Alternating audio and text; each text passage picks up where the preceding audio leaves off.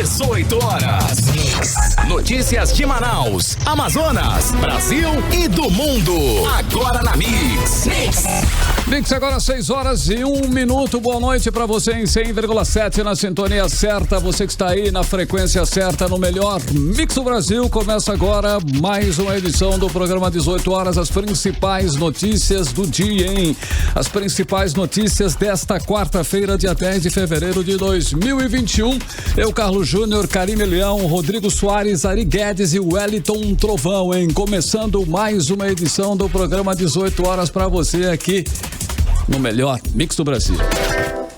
Tudo bem, Karime? Olá, boa noite. Boa noite para você que acompanha a programação aqui da Mix Manaus. Estamos juntos até as 7 da noite. Aquele salve especial pro pessoal do aplicativo Mano, que nos acompanha ao vivo e em cores aqui nos estúdios da Rádio Mix. E daqui a pouquinho todo o programa vai estar na íntegra lá no 18horas.com.br, o site de notícias da Mix Manaus. E estamos também lá nas redes sociais, 18 Horas News. Dá um curte lá pra gente. 6:02, começa agora mais uma edição do programa 18 horas. Hoje, quarta-feira, 10 de fevereiro, o ano é 2021. Vamos juntos, hein? Até às 7 da noite. Você está ouvindo Mix 18 horas.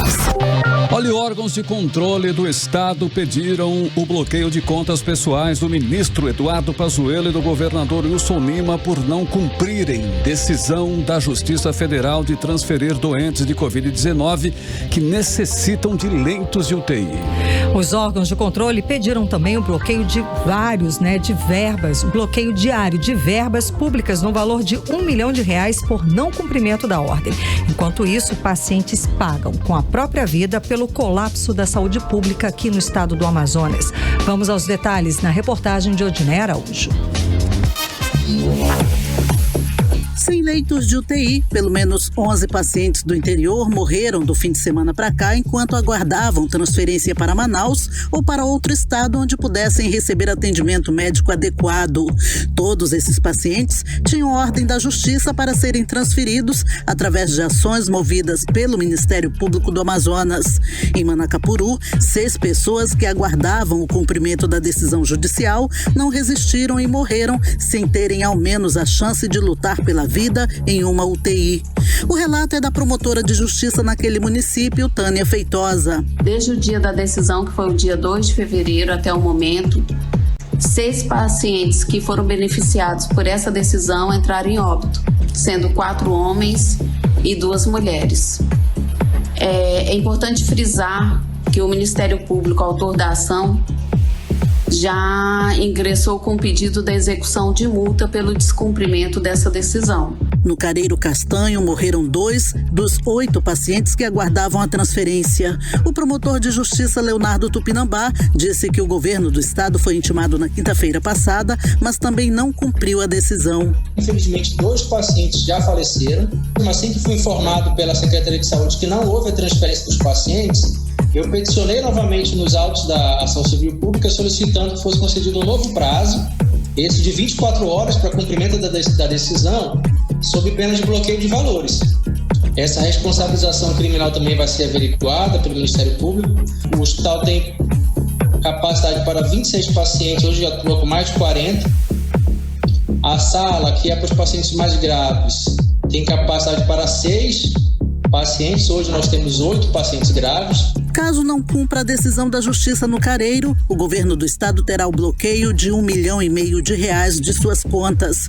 Outros municípios que também pedem transferência de pacientes de Covid são Iranduba, Tefé, Tabatinga, Itacoatiara e Parintins, onde inclusive a Justiça determinou na semana passada a remoção de 10 pacientes, mas apenas 1 foi removido e 3 morreram. Por causa disso, o Ministério Público em Parintins está pedindo o bloqueio de R$800 mil da conta pessoal do governador Wilson Lima por ser a autoridade responsável pelo cumprimento da decisão. Devido a essas várias decisões da Justiça que não foram cumpridas pelo governador Wilson Lima, os Ministérios Públicos Federal, do Estado, do Trabalho e de Contas, em conjunto com as Defensorias Públicas da União e do Estado, entraram com nova ação na Justiça Federal no início da noite de ontem. Os órgãos de controle pedem agora que seja reconhecido o descumprimento da liminar expedida no dia 14 de janeiro, que ordenou à União que providenciasse a imediata transferência dos pacientes de Covid-19 do Amazonas para outros estados, ficando aqui apenas o tanto de pacientes que a rede de saúde local pudesse atender.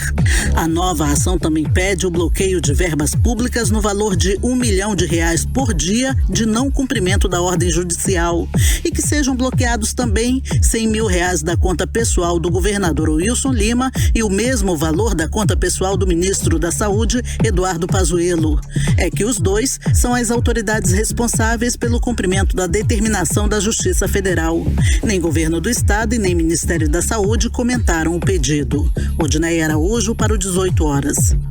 Você está ouvindo 18 horas. Olha, o Amazonas foi o estado mais afetado pela Covid-19 no Brasil e também no mundo. No ranking de morte por 100 mil habitantes, o Amazonas lidera com 216 mortes para cada grupo de 100 mil habitantes, número superior a qualquer país do mundo, levando em conta a análise de mortalidade da Universidade Americana Johns Hopkins. Exatamente, Carlão. Infelizmente, essa é a realidade. Nenhum outro estado, até o momento, alcançou 200 mortes por Covid para grupo de 100 mil habitantes. A média nacional é de 110 mortes causadas pela doença para 100 mil habitantes. O segundo estado com maior índice de letalidade é o Rio de Janeiro, com 176 mortes. E comparando com os países mais afetados, o Amazonas também está na frente. Enquanto aqui morreram 216 pessoas por 100 mil habitantes, na República Tcheca, por exemplo, o país que lidera o ranking mundial, foram 163. Na Itália foram 151 pessoas. Em Portugal contabilizaram 139 pessoas. Nos Estados Unidos, que lideram inclusive em número absoluto de mortes, foram 142 pessoas. O caso do Amazonas, ter um elevadíssimo número de mortes pelo novo coronavírus é resultado de uma série de fatores que passam pela corrupção de verbas na Secretaria de Saúde, incompetência na gestão do governador Wilson Lima, falta de planejamento, inversão de prioridades, mas também o não cumprimento do isolamento e distanciamento social por parte das pessoas, além do fato das nossas autoridades e a própria população ignorar os alertas da segunda onda que foram feitos várias vezes por especialistas da Fiocruz e do INPA. E nesse período aí de menos de um ano de pandemia, em que morreram quase 10 mil pessoas, mais precisamente 9.285 pessoas até ontem, 2 secretários de saúde do Amazonas foram presos pela Polícia Federal acusados de corrupção. E o governador Wilson Lima é apontado pela Procuradoria-Geral da República como líder da organização criminosa que roubou recursos da saúde, comprando, por exemplo, ventiladores pulmonares superfaturados em uma loja de vinhos. Em menos de 2 anos foram 4 secretários de saúde, o que inviabiliza qualquer ação de planejamento. Pois é, Carlão, e por causa dessa incompetência e desse festival de corrupção, mais de 9 mil famílias do nosso estado sofrem com o luto, com a perda de pessoas queridas. Os nossos deputados, os nossos políticos calados, como se nada de muito grave tivesse acontecendo. A CPI da Saúde não deu muita coisa, não deu em nada, praticamente. Rejeitaram o impeachment do governador e do vice, tudo para premiar quem nos rouba, quem nos maltrata, quem nos mata. E é exatamente nesse cenário que a pandemia não dá trégua. E já estamos sob ameaça de uma terceira onda por omissão e falta de ação das nossas autoridades. O que nos resta é a vacinação e manter as medidas preventivas, o tradicional, o básico, como o uso de máscara facial, manter o distanciamento social, higienizar as mãos com água e sabão e, quando possível, com álcool em gel. Bom, e por falar em vacinação, Carlão, o Amazonas atingiu a primeira posição no ranking da vacinação ao alcançar a marca de 153.581 pessoas vacinadas. Desse total, 50.866 são profissionais de saúde, 37.523 indígenas aldeados, 25.655 idosos a partir de 80 anos e 38 mil pessoas com mais de 70 anos. Em Manaus, chegamos a 9.696 vacinados, sendo que 87.337 com a primeira dose e 3.359 pessoas que já receberam as 2 doses da vacina. Ok, e mesmo o Amazonas liderando aí o ranking de vacinação, o Ministério da Saúde avalia acelerar a vacina para conter a pandemia aqui no estado. É preciso acelerar, com certeza. Segundo informações do jornal O Globo, tudo vai depender da chegada de novas doses ao Brasil. E que chegue logo, né, Carlão? Que Sim. cheguem logo essas novas doses, porque, de acordo com especialistas, somente a vacinação em massa pode conter riscos de uma outra variante ainda mais perigosa que a P1. Mais detalhes vamos conferir agora na reportagem de Odiné Araújo. O Ministério da Saúde informou por meio de nota que pretende acelerar a vacinação contra a Covid-19 no Amazonas para tentar conter o avanço da doença na região norte. De acordo com o ministro da Saúde, Eduardo Pazuello, isso será possível com a chegada das novas aquisições de doses. A proposta do Ministério da Saúde acontece em um momento em que o governo federal é acusado de omissão durante a pandemia de Covid-19. Além disso, o ministro Eduardo Pazuello é investigado no Supremo Tribunal Federal justamente por sua atuação em relação à crise do oxigênio no Amazonas. O ministro da Saúde também será ouvido no Senado nesta quinta-feira. O governador Wilson Lima disse que o Amazonas tem tido uma atenção diferenciada devido ao colapso na saúde e que até o final de março, mais de 1 milhão de pessoas devem ser vacinadas. Eu fiz um pedido ao ministro general Eduardo Pazuello que houvesse uma prioridade e um aumento na quantidade de doses que o estado do Amazonas está recebendo. E já há uma sinalização muito positiva do Ministério da Saúde, que já encaminhou ao Programa Nacional de Imunização um pedido para que algo em torno de 1.300.000 pessoas no estado do Amazonas sejam imunizadas até o dia 30 de março. A decisão do Ministério da Saúde em acelerar a vacinação no Amazonas vai ser proposta ao CONAS, que é o Conselho Nacional dos Secretários Estaduais de Saúde, e ao CONASENS, o Conselho dos Secretários Municipais de Saúde. Em entrevista ao 18 horas de ontem, o biólogo e doutorando do Instituto Nacional de Pesquisas da Amazônia, Lucas Ferrante, disse que a única saída para o sistema de saúde do Amazonas agora é aumentar o isolamento social e vacinar pelo menos 70% da população do estado nos próximos 4 meses. Por conta disso, nós precisamos de um isolamento social severo agora para impedir essa circulação, evitando uma terceira onda, concomitantemente com um programa de vacinação massivo, imunizando mais de 70% da população dentro dos próximos 3 a 4 meses. O biólogo disse ainda que o alerta de possibilidade de segunda onda da Covid-19 no Amazonas foi dado em 7 de agosto, inclusive através de publicação científica internacional, e que a nova variante não é a responsável pela segunda onda da Covid-19 no estado. Ao contrário, a mutação é resultado da explosão do segundo pico da doença. Essa nova variante, ela surgiu entre novembro e dezembro, quando o número de casos já estava aumentando mais que o dobro em relação aos meses anteriores. Então, exatamente, essa maior circulação do vírus propiciou essas novas mutações e o surgimento dessa nova variante. Odiné Araújo para o 18 horas. E só para corrigir aqui, tá? Aqui em Manaus, chegamos a 90.696 vacinados, sendo que 87.337 com a primeira dose, 3.509 pessoas já chegaram a receber a segunda dose da vacina. 6 horas e 14 minutos, você está no melhor mix do Brasil. O deputado Fausto Júnior disse que a Assembleia Legislativa pretende usar 50 milhões de reais para aquisição de vacinas contra o coronavírus. O assunto foi tratado nesta terça-feira entre o deputado estadual Fausto Júnior e o diretor jurídico do Instituto Butantan, o Paulo Capelotto. O deputado pretende garantir a compra de 910 mil doses da vacina Coronavac Coronavac para a vacinação em massa da população amazonense. A reunião aconteceu na sede da Fundação Butantan em São Paulo, onde o deputado informou que a Assembleia Legislativa do Amazonas pretende usar 50 milhões de reais garantidos por meio de emendas parlamentares para a aquisição de vacinas contra o coronavírus. O deputado foi informado que existe uma negociação junto ao governo federal para que os estados comprem vacina direto dos laboratórios. A medida é uma saída encontrada pelo governo federal para acelerar a imunização aqui no país. E sobre a questão da presença de médicos veterinários na lista para vacinação contra a Covid-19, o Conselho Regional de Medicina Veterinária do Estado do Amazonas emitiu nota de esclarecimento.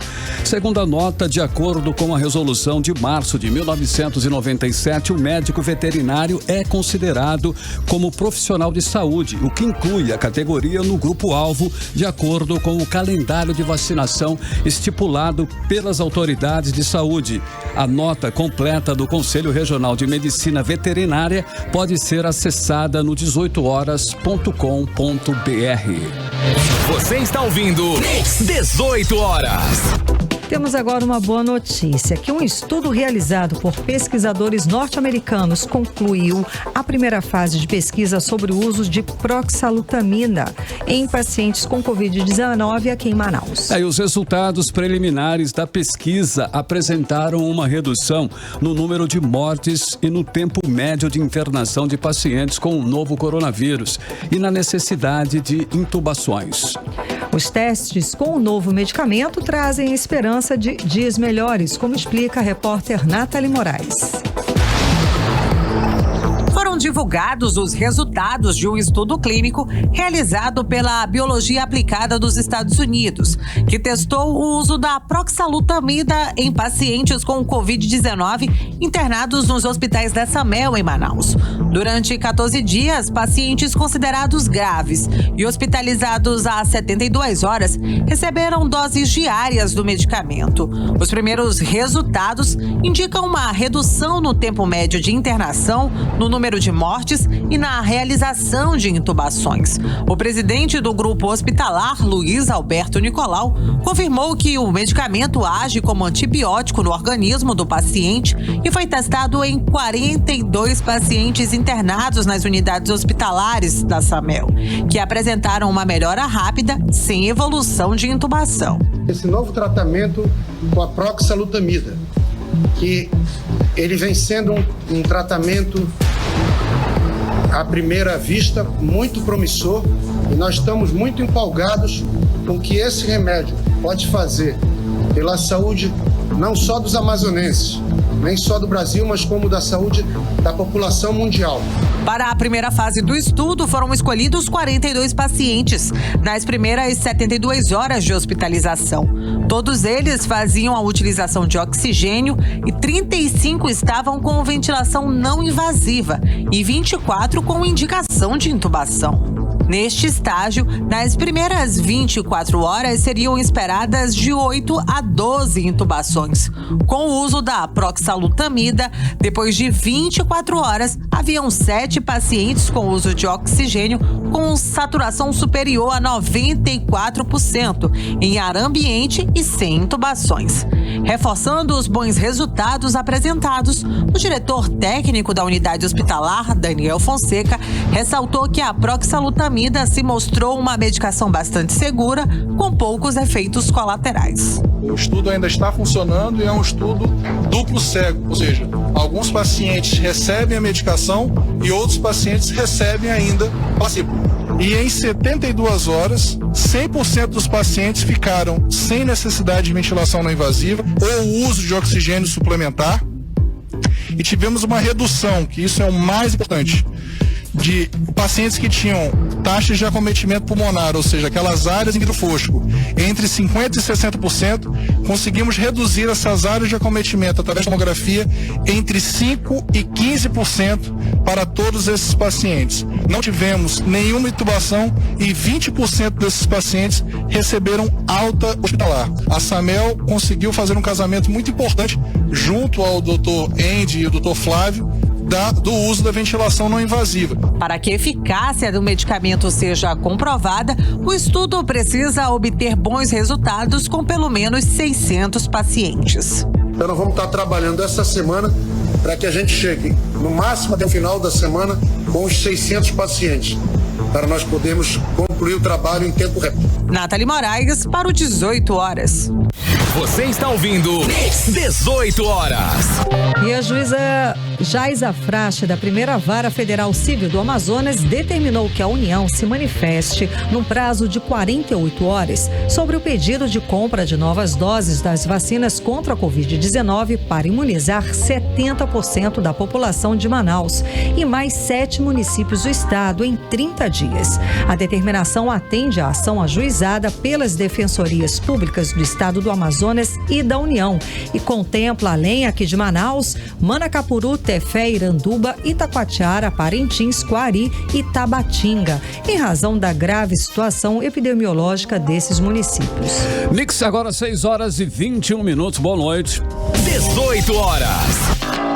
Nós vamos abrir a primeira da playlist, hein? Abrindo aí a playlist do 18 horas, nós vamos com Marcelo Falcão, hein? A faixa Ladrões. E também vamos conferir as críticas de Falcão ao governo Wilson Lima e a grave situação da saúde pública aqui do estado do Amazonas. Vamos de música? Vamos de Ladrões. Está ouvindo 18 horas.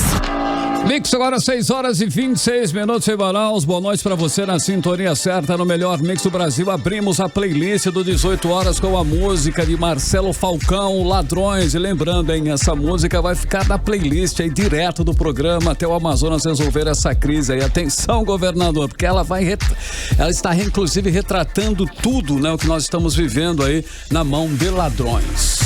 Mix. E agora nós vamos conferir a previsão do tempo para esta noite de quarta-feira e também madrugada de quinta-feira. Previsão do tempo com Karime Leão. Previsão do tempo.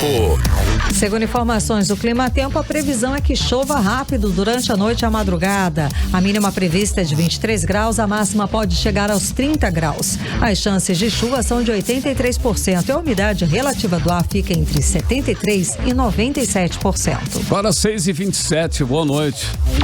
Mix.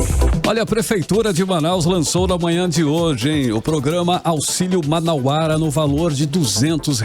O recurso financeiro é destinado a 40 mil famílias de baixa renda da capital com mais uma das ações aí de enfrentamento da pandemia de Covid-19 aqui em Manaus. Carlão, e a primeira parcela está prevista para ser paga no dia 5 de março. A repórter Nathalie Moraes acompanhou a solenidade de lançamento e traz os detalhes pra gente agora. Foi lançado na manhã de hoje o programa Auxílio Manauara, que vai beneficiar 40 mil famílias com a transferência de R$200 por 6 meses, podendo ser prorrogado por mais 6 meses caso permaneça a situação de pandemia da Covid-19. As 40 mil pessoas beneficiadas foram identificadas entre as mais vulneráveis, buscando base de dados no CadÚnico e do Bolsa Família. As inscrições para a busca de beneficiários vão funcionar até o dia 16 de fevereiro. Para fazer o cadastro é preciso acessar o aplicativo SASSI, inserir os seus dados pessoais, que dará acesso ao aplicativo do Auxílio Manauara. A secretária da Mulher de Assistência Social, Janimara, explicou como é feita esta pré-seleção. Nós buscamos nas bases de dados do Cadastro Único e das situações, da identificação da população em situação de pobreza e extrema pobreza, buscar alguns critérios. A partir desses critérios, nós não selecionamos famílias, porque não existe lista, mas nós buscamos trabalhar critérios que conseguissem trabalhar a população vulnerável e que a gente não trabalhasse com critérios excludentes e sim includentes. Então, a partir daí, nós trabalhamos famílias beneficiárias do programa Bolsa Família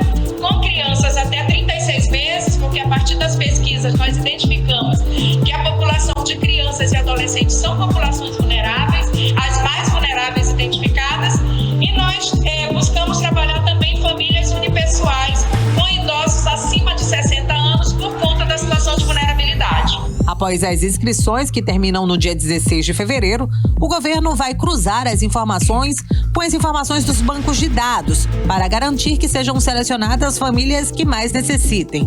O resultado deve ser divulgado no próximo dia 1º de março no site auxilio.manaus.am.gov.br. A primeira parcela do Auxílio Manauara será paga no dia 5 de março. A segunda cai no dia 31 de março e a partir da terceira parcela deve ser paga sempre no último dia útil do mês. Nathalie Moraes para o 18 horas. 18 horas. Entrevista do dia. E hoje nós vamos conversar com o vice-prefeito de Manaus e secretário municipal de obras, Marcos Rota. Muito boa noite, vice-prefeito. Tudo bem? Boa noite, Karime. Boa noite, o Carlos Júnior. Boa noite. Boa noite aos ouvintes da Rádio Mix. É um prazer estar aqui, né? Finalmente. Eu quero até pedir desculpas de vocês, da produção, porque as demandas da cidade não são poucas e já era para ter estado aqui por diversas vezes, mas hoje, graças a Deus, apesar das nossas demandas, hoje eu estou aqui à disposição de vocês e à disposição dos ouvintes. Uma boa noite e obrigado. Imagina, obrigado, senhor, muitíssimo obrigado por conseguir aí dar um jeito e abrir um espaço na sua agenda para conversar com a gente. Então, estamos num período de chuvas e o que a prefeitura está fazendo emergencialmente na área de infraestrutura da cidade? Bom, Karime, primeiro que você já colocou um ponto, que é um ponto adverso, né, da infraestrutura, que são as chuvas. Exato. Porém, eu costumo dizer o seguinte, Carlão, que chove todo dia, mas não chove o dia todo. Então a gente aproveita esse espaçamento de tempo aí para poder trabalhar nos recapeamentos, que nós não paramos, as operações tapa-buraco, a drenagem, que nessa época estoura muito. Nós estamos hoje mais ou menos com 28, 30 pontos de drenagem estourada na cidade de Manaus, né? Estamos com dragagem dos igarapés, estamos fazendo contenção de encostas, que é outro problema sério que nós temos agora no período das chuvas. Domingo retrasado eu estive com o prefeito no Mauazinho e lá está uma situação muito, muito complexa, muito difícil de ser resolvida, porque já está engolindo parte da rua, já engoliu casas lá no Mauazinho, e isso já tem 3, 4 anos, né? Na Cidade de Deus a situação ainda é pior, é uma situação lá pior ainda do que lá. Então é um cenário de 40 dias, mas que no momento das tormentas é que você reconhece o bom marinheiro. A gente não pode reclamar de maneira alguma, nós assumimos muitos compromissos durante a campanha, e mesmo nesse período de inverno a gente está trabalhando aí diuturnamente, inclusive, para dar as respostas que o prefeito nos demanda. O prefeito é uma pessoa muito ágil. Eu acho, inclusive, Karine, que nós estamos experimentando uma nova velocidade na administração pública, coisa que a gente não via no passado. O Davi começa a demandar os seus secretários 4h30, 5 horas da manhã. Então todo mundo dorme cedo porque sabe que vai ter que acordar cedo para acompanhar o prefeito, né? Eu acho que nesse ritmo ganha a administração, ganha a secretaria, ganham os secretários e principalmente ganha a cidade de Manaus, que tem pressa em ver os seus problemas resolvidos. Ok, então o senhor diria que nesse período agora que nós estamos enfrentando aí muita chuva, né, muitos buracos, muito deslizamento, a sua secretaria ela está de uma certa forma priorizando, né, esse atendimento aí para resolver esses problemas emergenciais, não é isso, vice-prefeito? Sem dúvida, Carlão, sem deixar de levar em conta a questão da pandemia, né? Nós temos aí mais ou menos 1.000 servidores de campo que são responsáveis aí por todas essas ações que eu acabei de dizer e também pela manutenção de 18.000 ruas na cidade de Manaus. Só que muitos desses servidores, muito mais da metade, eles estão atingidos diretamente pelo decreto. São servidores que estão aí há muitos anos nos ajudando na infraestrutura da cidade, mas que têm mais de 60 anos. E nós precisamos também levar em consideração esta fragilidade momentânea da secretaria. Nós, infelizmente, perdemos ainda, nesses últimos meses, mais ou menos 30 servidores de carreira da CEMIF, né? São pedreiros, são serventes, são calculistas, são agentes administrativos que infelizmente foram derrotados também pelo Covid, né? E são pessoas que escreveram ao longo desses anos a história da infraestrutura da cidade de Manaus. Então nós estamos também limitados nesse contingente, mas os mais novos, né, aqueles que estão agora liberados pelo decreto governamental, estão nos ajudando a suprir um pouco essa carência que nós temos e têm sido verdadeiros heróis, né? Com 10 dias de administração, nós já realizamos um grande mutirão de tapa-buracos na colônia Antônio Aleixo, exatamente pela distância, né, da cidade de Manaus, dos distritos industriais, dos distritos de obras de uma maneira geral, estava um pouco esquecido.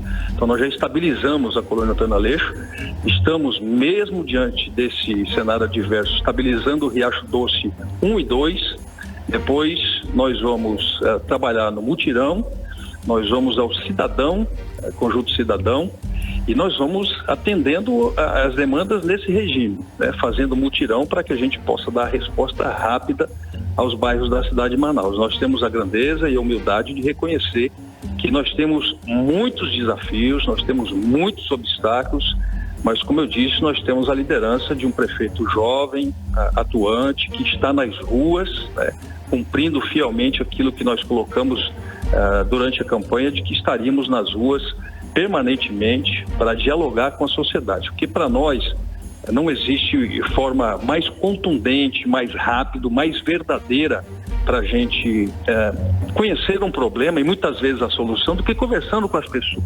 Quem sabe do seu problema é quem mora no Braga Mendes, quem mora no Zumbi, quem mora na Betânia, quem mora no Crespo. Essas pessoas moram lá e convivem com seus problemas e muitas vezes elas conseguem nos apontar soluções, é por isso que a gente não abre mão desse contato diário que nós temos com a população. Muito bem. Pois é, vice-prefeito, daí eu ia falar exatamente sobre isso, que esse contato, essa caminhada, isso tudo está acontecendo num período em que o isolamento social e a pandemia colocam essas restrições para a gente. Como é que está sendo o trabalho, e o seu trabalho, o senhor que já trabalhou, já fez esse trabalho em outras administrações, agora durante a pandemia?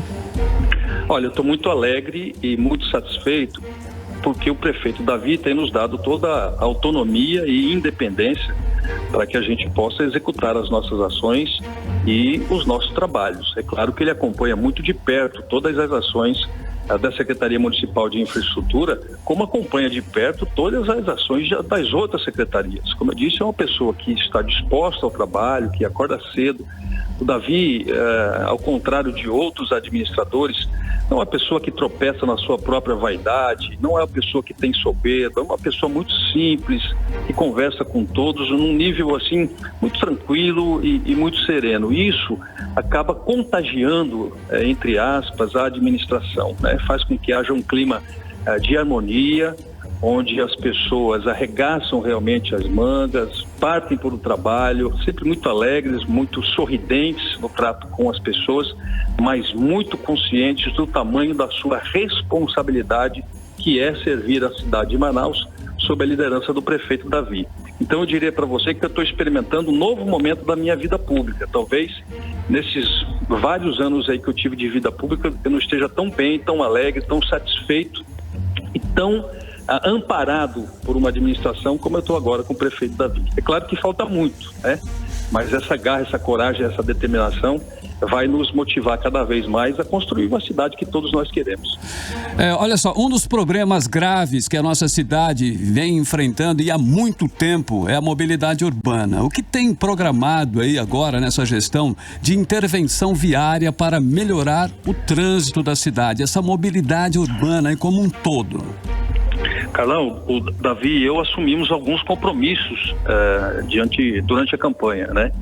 E toda semana ele nos cobra a confecção de projetos, as alternativas, e exatamente preocupados com isso, nós criamos na CEMIF, juntamente com o Dr. Carlos Valente do IMPURB e o Paulo Henrique do Instituto Municipal de Mobilidade Urbana, um comitê gestor de intervenções viárias.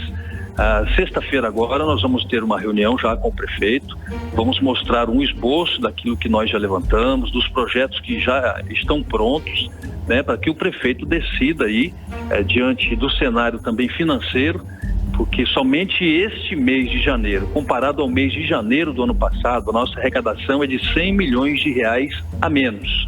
A previsão que o prefeito fez com os técnicos da CEMEF é que nós tenhamos nesse ano de 2021 uma diferença de 1 bilhão e 400 milhões de reais menor do que foi a gestão de 2020.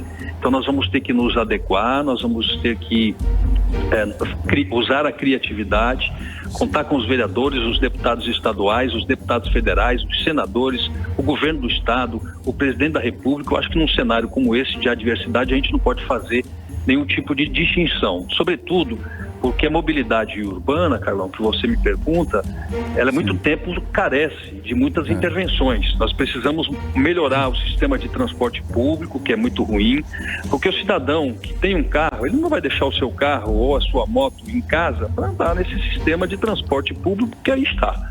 O prefeito está atento e vigilante com relação a isso. Nós estamos pagando quase 15 milhões de reais por mês para as empresas de ônibus, para elas manterem esse sistema aí que eu chamo de cacareco. Eu, sinceramente, eu sou contra esse subsídio. Mas até que a gente não encontre uma alternativa melhor, mais viável, à altura do que espera o usuário do sistema de transporte público, que espera a cidade de Manaus, nós vamos continuar tendo que subsidiar. 15 milhões, para você ter uma ideia, é o orçamento da Secretaria Municipal de Infraestrutura. E é um dinheiro que os empresários de ônibus vêm recebendo há anos da Prefeitura. Não começou agora isso. Para equilibrar o sistema, por conta de várias formas de concorrência que o sistema tradicional tem, como o Uber, como o táxi, mototáxi, por aí vai, a gente precisa equilibrar esse sistema. Mas eu torço para que a gente encontre rapidamente um novo e moderno sistema de transporte público, para nos livrar desse subsídio, nos livrar dessas empresas e desses empresários que transformaram a prefeitura numa espécie de ama de leite, e possamos dar à cidade e principalmente aos usuários do sistema de transporte público um sistema mais moderno, mais eficiente e de mais conforto, eu diria. Ok. Bom, e como é que ficou aquela polêmica sobre o recapeamento na frente da casa do prefeito lá no Morro da Liberdade? Então, olha, Karine, eu vou dizer uma coisa para você. Quem me conhece, o Carlão já me conhece faz tempo. Ele sabe que eu sou uma pessoa muito franca, eu sempre procurei ser muito transparente, muito cristalino nas minhas afirmações. Aquilo foi um exagero de um servidor, do chefe do distrito daquela região, a região sul da cidade de Manaus, que não estava nem na programação. Então eu acho que houve um exagero ali. Tanto é verdade que esse exagero começou num ponto e terminou no outro, exatamente naquela demarcação ali. Então é algo que não se explica, sabe? Sobretudo num momento como esse, né? Nós estamos com tantas dificuldades, com tantos problemas de infraestrutura na cidade de Manaus. Eu acho que aquilo não teve o desfecho que deveria. Então eu peço até desculpas, porque sou o secretário municipal de infraestrutura, aquilo não estava programado, aquilo foi um ato impensado, aquilo foi um erro que foi corrigido já, e eu garanto para vocês que aquilo não vai voltar a acontecer, porque aquilo é um absurdo. Ok, falando em problemas aí estruturais e de sinalização, no complexo viário Manoa, já da outra gestão, né, já tinha problemas. Como é que tá?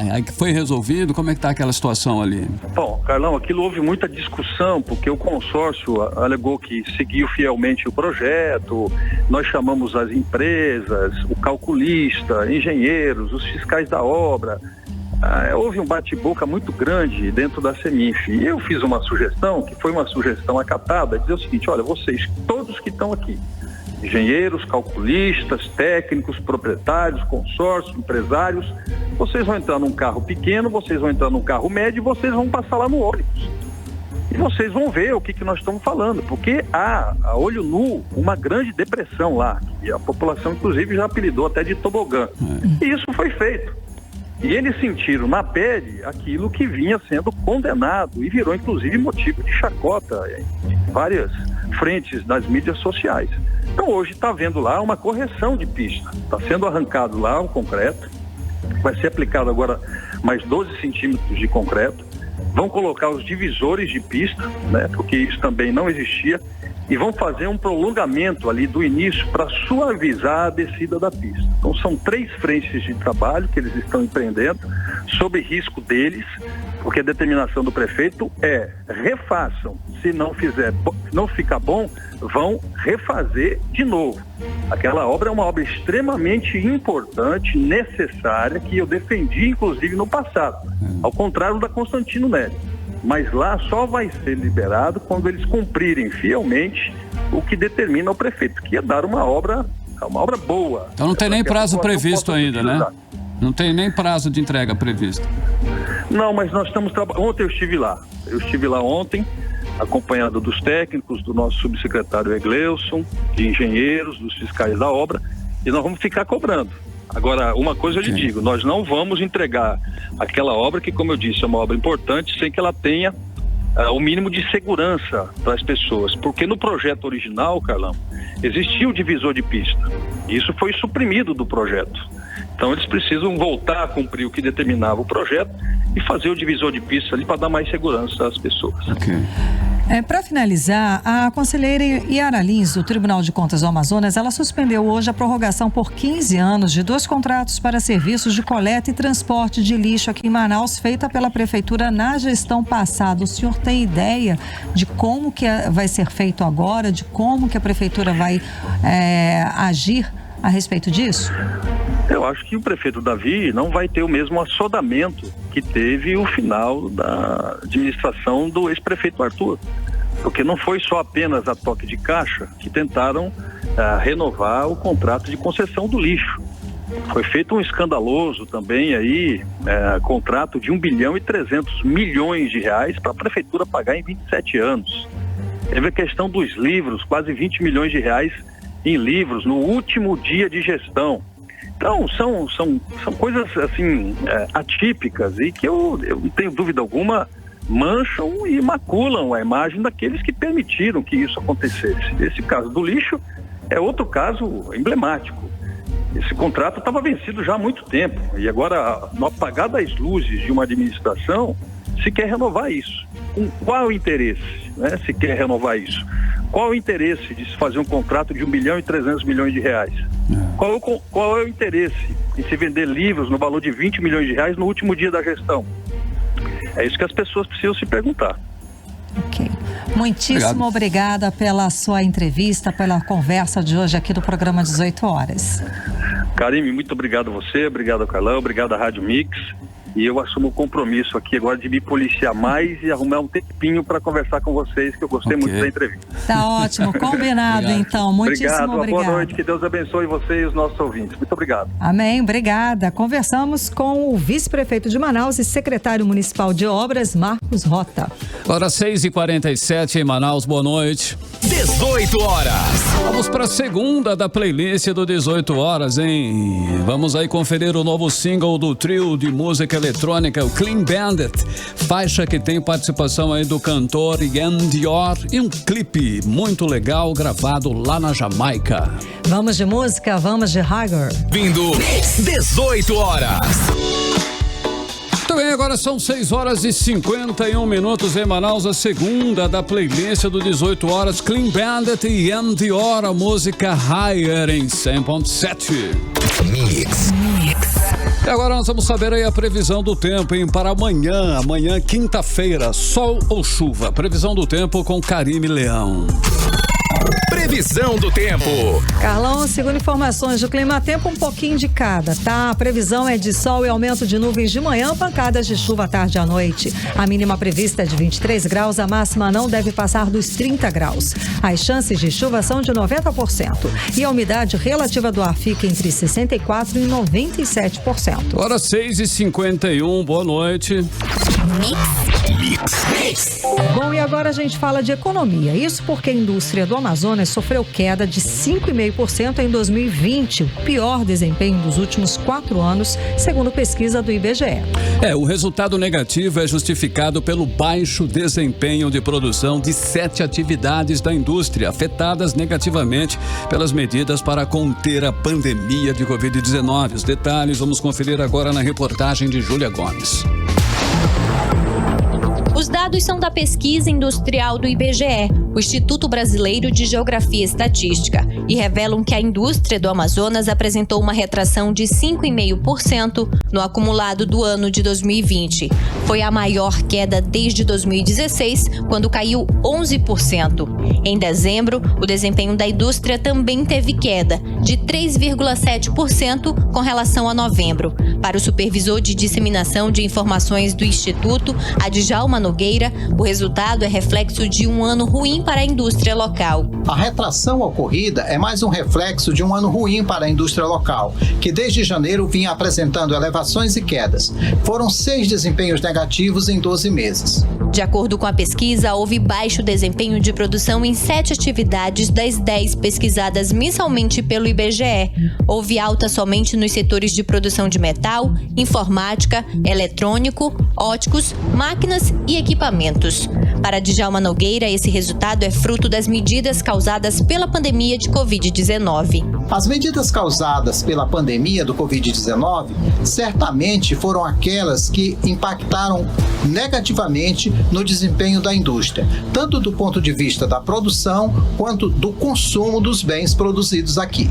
A pesquisa mostra ainda que na comparação de 2020 com 2019, os meses de abril e maio foram os que apresentaram maiores quedas na produção industrial no estado. Nesse período, o Amazonas obedecia a recomendações sanitárias para conter o avanço de casos da Covid-19. Júlia Gomes para o 18 horas. 18 horas. E de acordo com o site da Prefeitura, imunizamanaus.am.gov.br, que tem as informações sobre a vacinação contra a Covid-19 aqui em Manaus, as informações do site é que nesta terça-feira as irmãs da família Lins receberam a segunda dose da vacina contra a Covid-19. Ainda de acordo com o site, está em processo de agendamento a segunda dose dos secretários Sabá Reis e Chádia Frache, dos assessores da Secretaria Municipal de Saúde Cledson Rufino Ferreira e Estênio Holanda Alves, além dos empresários Bento Martins de Souza e Jane Soares Pereira, do ramo de alimentação. Segundo o site, a segunda dose deles está em processo de agendamento. E hoje a juíza federal Jaisa Frache usou as redes sociais para advertir que, abre aspas, se o amanhã no Amazonas for de mais cepas e mais ondas e mais mortes, os fura-filas também serão responsabilizados. Quando todos forem vacinados e a pandemia tiver sido extirpada da humanidade, os processos no Amazonas ainda vão revelar as pessoas que sabotaram o planejamento dos cientistas e autoridades de pesquisa do Ministério da Saúde, fecha aspas, escreveu a magistrada em sua página no Facebook. E a juíza foi além e disse que estamos assistindo a pessoas com deficiência grave, esperando sua vez com resiliência. Policiais militares e civis atuando como assemelhados à saúde nas portas dos hospitais, acudindo doentes, enquanto que categorias que não se enquadram em linha de frente e sequer são profissionais de saúde humana estão ajeitando o crachá e se vacinando antes de sua verdadeira vez. Olha, Jaisa Frache disse que não haverá esquecimento nem perda do objeto e disse ainda, abre aspas, as milhares de famílias que se despediram dos seus entes queridos não perderam um objeto, perderam um ser humano querido e insubstituível. Até lá, continuamos trabalhando com a certeza de que vale a pena concretizar o direito constitucional à vida digna, fecha aspas, afirmou Jaisa Frache. E o que a gente fala aqui é que a juíza tem toda a razão, afinal de contas, os leitos estão com mais de 90% ocupados, de ocupação, né?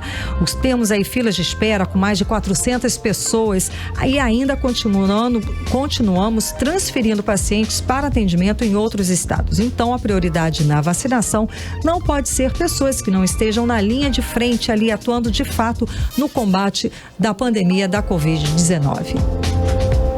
Você está ouvindo 18 horas. Olha, o número de profissionais de enfermagem que morreram por causa da Covid-19 aumentou no mês de janeiro deste ano. Segundo o Conselho Federal de Enfermagem, no primeiro mês deste ano, 47 profissionais de enfermagem foram vítimas do novo Covid, do novo coronavírus, número muito maior. O registrado no ano passado, em dezembro, foram 9 mortes e no mês de novembro foram 7 mortes. O Amazonas Amazonas aparece em terceiro lugar no ranking nacional de profissionais que perderam as vidas na linha de frente, com 44 mortes, como explica a repórter Nathalie Moraes. Desde o início da pandemia, em março de 2020, o Conselho Federal de Enfermagem registrou 564 enfermeiros, técnicos de enfermagem e auxiliares mortos pela Covid-19. São Paulo é o estado com maior incidência de fatalidades, com 87 óbitos. O Rio de Janeiro aparece em seguida com 59. E em terceiro lugar está o Amazonas, com 44 vidas perdidas. A presidente do Sindicato dos Profissionais de Saúde do Estado, a enfermeira Graciete Mouzinho, atribui essa alta no número de óbitos à sobrecarga de trabalho por falta de profissionais, à falta dos equipamentos de proteção necessários e o estresse. Para nós foi uma perda irreparável, né? Pela falta dos EPIs adequados, esses profissionais não tinham os EPIs. Não adianta dizer assim, mas eles tinham um kit de EPI. Não, gente. Era muita demanda, muito paciente. Usa muitas coisas, muitos EPIs, então estava em falta de estar usando os EPIs, aquele capote bem fino, né? Tipo uma película que não protege, né? Além da exaustão. A imunidade cai, muito deles a resistência aos antibióticos, porque a gente trabalha diretamente com isso e nos tornamos resistentes. Alguns profissionais que ficaram sequelados e que ainda não estão curados, nós temos vários afastados, entendeu? Que não tem assistência nenhuma da parte do governo. A negligência do governador Wilson Lima gera comportamento de revolta entre os profissionais que também precisam de cuidados e são desvalorizados. Afinal, o alto índice de internação nas unidades hospitalares tem levado esses profissionais à exaustão, segundo a enfermeira Graciete, representante da classe. Perdemos muitos colegas, é lamentável que aqui no estado do Amazonas os nossos profissionais da saúde são muito desvalorizados. Quando eu falo dos profissionais da saúde, eu falo do técnico, eu falo do enfermeiro, eu falo do auxiliar, eu falo do fisioterapeuta, do psicólogo, do maqueiro, do pessoal da limpeza, do administrativo e do agente de portaria. Todos deveriam ser valorizados. Se você vê, eles não têm uma roupa adequada para estar ali nesse contato que eles têm direto, os maqueiros, o pessoal da limpeza. Eu achei muito gratificante e muito bonito a atitude do Ministério Público do Trabalho. Se reuniram e doaram macacões para muitos profissionais, por exemplo, o Hospital João Lúcio, Platão Araújo, 28 de agosto. Dava para o governo fazer isso. Precisaria que o Ministério Público doasse? Não. O Estado tem dinheiro tem, dá para fazer, não faz porque não quer. A Justiça Federal acatou no último dia 20 de janeiro o pedido do Conselho Regional de Enfermagem do Amazonas, que determina o restabelecimento imediato do quadro mínimo de enfermeiros no SPA da Zona Sul, assegurando assim as melhores condições de trabalho adequadas a esses profissionais de enfermagem. A liminar solicita que os setores de urgência, emergência e enfermarias existentes na unidade de saúde funcionem com, no mínimo, um enfermeiro por turno em cada setor. A medida é uma forma de garantir uma assistência de qualidade para a sociedade amazonense, além de evitar a sobrecarga de trabalho aos profissionais de enfermagem que atuam na instituição. Nathalie Moraes para o 18 horas. 18 horas. Mix agora 7 horas e 1 minuto. Nós vamos atualizar os números da Covid-19 aqui no Amazonas e no Brasil com Karime Leão. E o estado do Amazonas registrou nesta quarta-feira mais 2.744 novos casos de Covid-19, totalizando agora para 287.844 os casos da doença no estado. Foram confirmadas 167 mortes por Covid-19, elevando o total para 9.452 o total de mortes aqui no estado do Amazonas e no Brasil, de acordo com os números do Ministério da Saúde. O país soma hoje 9.599.567 casos confirmados de Covid-19, com 233.520 mortes.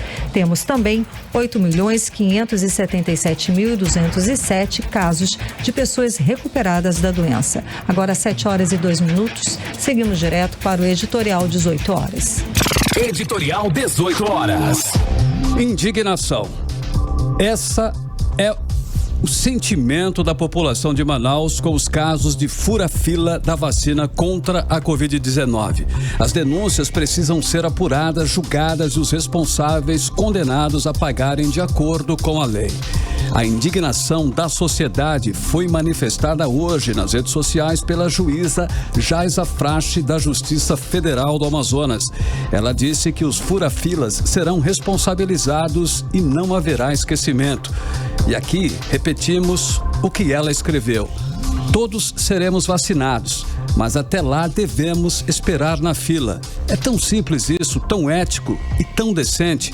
A juíza destacou: respeito, decência, coerência é um trinômio que diz tudo sobre cada um no enfrentamento da pandemia. E nós aqui acrescentamos, no caso dos fura-fila, não pode haver impunidade com tanta falta de respeito de um ser humano contra outro. 18 horas. 7h02 em Manaus. Boa noite, Karime Leão. Um beijo, até amanhã. Finalizamos assim mais uma edição do 18 horas amanhã, hein? Amanhã, quinta-feira, a partir das 6 da tarde, estaremos de volta com você aqui no melhor Mix do Brasil. Você ouviu 18 horas. As notícias do Brasil e do mundo. De volta amanhã. Mix.